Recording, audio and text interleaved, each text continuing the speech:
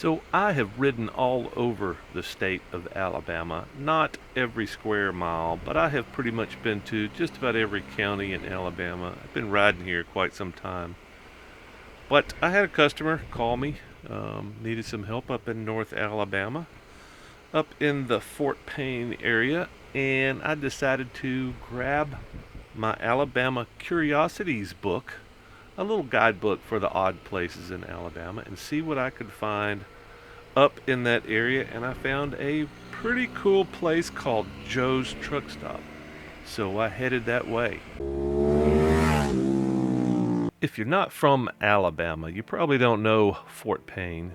Fort Payne's a sleepy little town at the foothills of the Appalachians in this bottom of the mountain that you see in front of you called Lookout Mountain. It's a 2 mile long drop off this mountain into Fort Payne, and there's an intersection right here. And in 1935, Joe Faulkner built a house right here at this intersection, and he started noticing a pattern, especially in 1950 when the state designated this 35 as a state route. He noticed a good bit of increase in semi-tractor trailer traffic. Lots of trucks coming down this road, dramatically increasing once that state route was open. In fact, Joe figured that this was the perfect location for a truck stop. The first year after becoming a state route, 13 trucks visited Joe's property and took out almost every tree in his yard.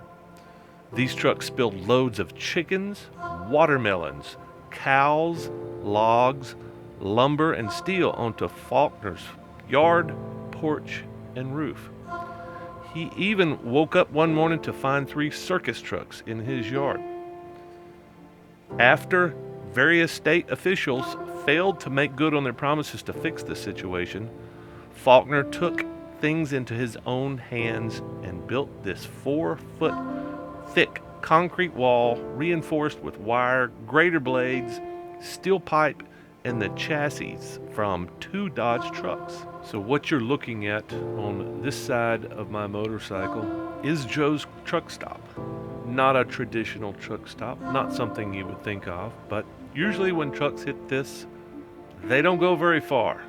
It might not stop them, but they don't go far from the scene. While I could not find a number, there has been several deaths as a result of not making this turn, and not really sure if they're the result of colliding with Joe's Truck Stop or if they would have died anyway.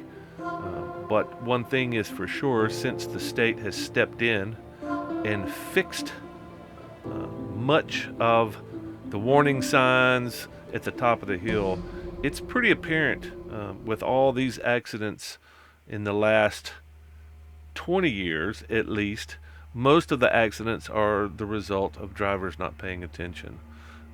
And that's the last of Joe's house right there that you see. And you can see this is the start of the signage at the top of the hill. They even put in a brake check area, a mandatory brake check area that apparently most drivers just bypass. They don't have time, except for this driver here. He wanted to make it back home alive, I guess. Flashing lights just before you get to the top, the crest of the hill going down, and signage all the way down. All this combined makes it pretty apparent that it's just lack of attention. I don't think that there's much brake failure going on now. But who knows? I think probably it's just excessive speed and people not paying attention. And here's 3 sets of signs on both sides of the road. Right turn, 15 miles an hour. This is the second set, and you see the third set in front of you. And then here's the final turn with another flashing light and the truck stop behind you.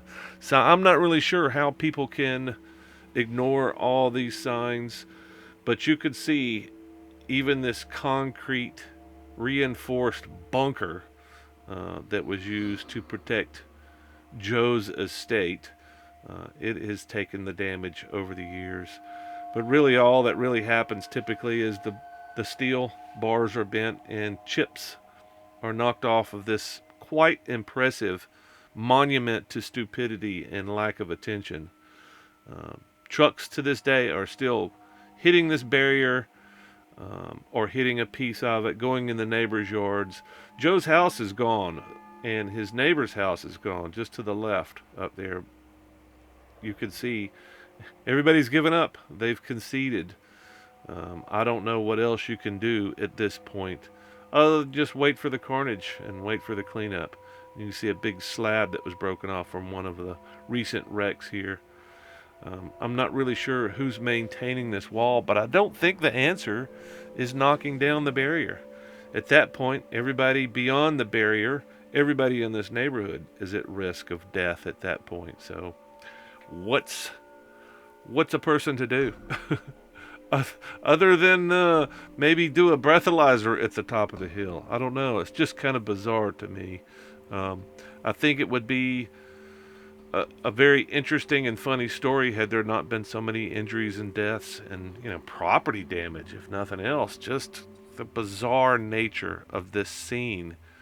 And like I said, all this damage is from the last couple of years. Here's a nice stone wall that was built by one of the people that hasn't been driven out yet. But imagine waking up in the middle of the night to somebody driving through your yard. It's just bizarre.